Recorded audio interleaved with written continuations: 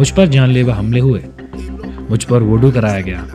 मेरी टांग की ये हालत भी इसी वजह से है। जिसको आपने सुना वो अफ्रीका की एक कंट्री कॉन्गो का एक वरिष्ठ अधिकारी है, जिसकी फैमिली 40 लोगों की है। हमारा 40 लोगों का परिवार है और मैं मुखिया हूँ। मेरे ही कज़न भाई ने मुझ पर ये सब कराया है। सौभाग्य तो देखो, पंडोखर धाम से हजारों किलोमीटर दूर इन पर हनुमान जी की कृपा हुई। ये पंडोखर आए, महाराज जी से समाधान पाया और हमसे बात करते हुए बताया कि मैंने आज तक ऐसा कभी नहीं देखा। मैं हैरान हूँ। गुरुजी को सब पता था। उन्होंने मेरी चिंताएं दूर की और अब मैं खुश हूँ। हमेशा पंडोखर धाम आता रहूँगा। मैं अफ्रीका के लोगों से बल्कि सारी दुनिया के लोगों से यही कहूँगा कि पंडोखर धाम एक अजूबे से कम नहीं है। यहाँ शक्ति का प्रदर्शन नहीं, दर्शन किया जाता है।